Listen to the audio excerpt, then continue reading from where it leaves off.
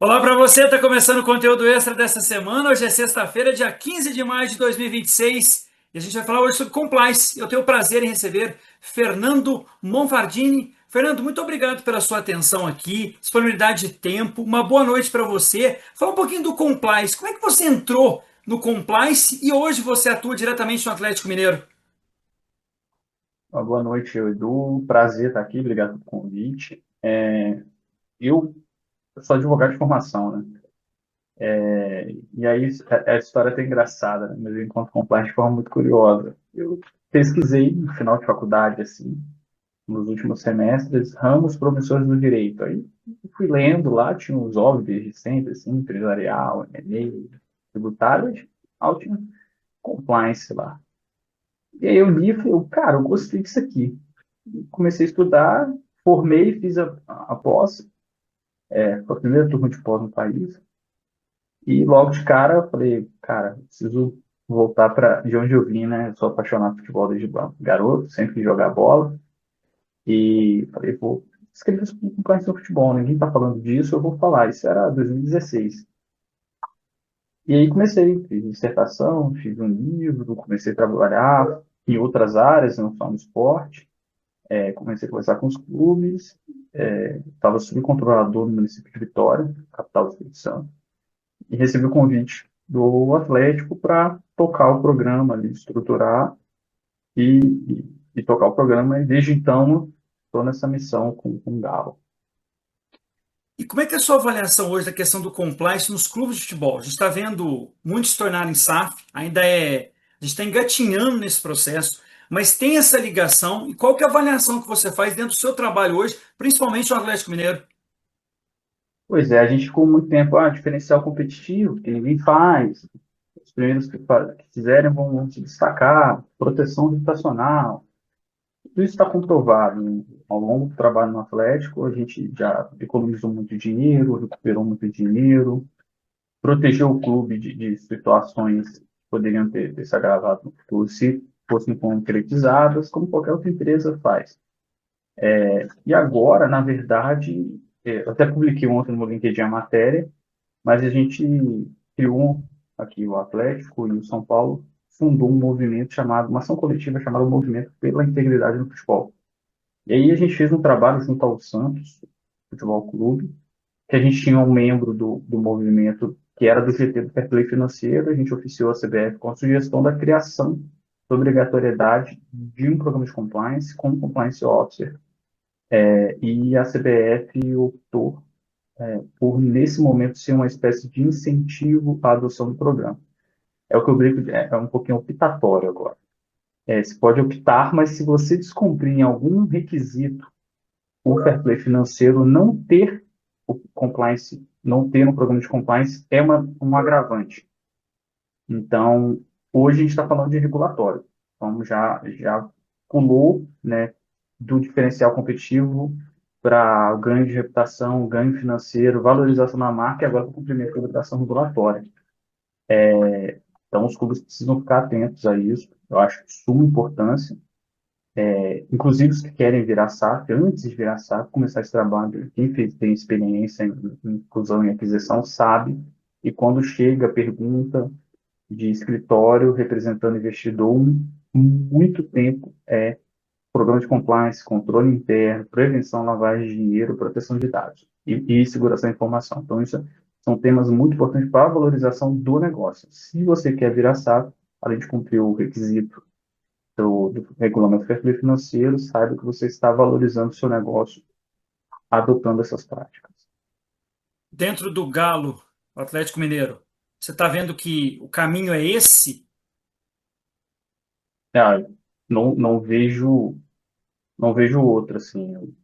Eu acho que regredir nesse momento ou desistir é uma coisa que eu não acho possível e, olhando para os acionistas e as empresas que compõem o grupo dos acionistas majoritários do Atlético, não me parece também ser a opção. Porque a gente está falando de acionistas que têm empresa como MRV, que é referência em integridade no país. E aí o Banco Inter também, que que é referência e tem um forte viés regulatório para cumprir, né? Porque o banco é muito vigiado. Então, não enxergo no horizonte uma, uma regressão nesse aspecto, não. O compliance, ô, Fernando, é usado também em outras modalidades, ou pode ser usado, utilizado essa ferramenta, vamos dizer assim? Modalidades esportivas, Exatamente, isso. plenamente possível. O COB mesmo tem um programa de integridade, tem um compliance officer, tem outras confederações também, outras entidades que possuem o programa, clubes possuem, então eu não tenho de cabeça todos os clubes de esportes olímpicos que possuem, mas eu tenho ciência que alguns têm, plenamente aplicado, aplicado a qualquer segmento, é, tanto no esportivo como entretenimento, ou qualquer outro setor produtivo. Onde houver exploração de atividade econômica e pessoas, você consegue fazer um programa de compliance. Até Ô, em alguns casos, eu já fiquei sabendo, por exemplo, condomínios que sim. aplicaram. Então, é totalmente adaptável. Ô, Fernando, e os pilares para desenvolver esse trabalho de compliance na sua avaliação, tem que ser só, como você disse na resposta anterior, só em relação a uma SAF no futebol, ou você pode fazer essa aplicação do compliance diretamente, por exemplo, na divisão de base de um clube? Ou tem que ser todo o clube de uma maneira geral? O pessoal que está nos acompanhando, se você puder explicar. O ideal é que esteja no clube de uma maneira geral, para você fazer de fato o programa funcionar. Você pode ter dentro desse programa um arcabouço de, por exemplo, proteção à criança, que é muito, muito importante, né? Até utilizado aí como safeguard, mas isso dentro do arcabouço do programa. Se você tiver, por exemplo, só um programa de proteção aos menores, que é super importante, você tem um programa de proteção aos menores, você não tem um programa de compliance. O programa de compliance pressupõe toda a organização. Agora, se você é associação ou SAF, não importa. Você consegue aplicar. Tanto o Atlético, o trabalho começa na associação. Eu entro no Atlético, o Atlético ainda era uma associação. Depois de mais de um ano de trabalho, que a SAF começa a operar. Então, é plenamente possível, dependente da natureza jurídica. Só que é necessário que tenha em toda, né, toda a organização. E os pilares, assim, só trabalho com um monte de nome de pilar, chama de pilar. Eu adotei uma nomenclatura que, na verdade, são capacidades ali, são processos dentro do programa. O programa, basicamente, são três grandes pilares.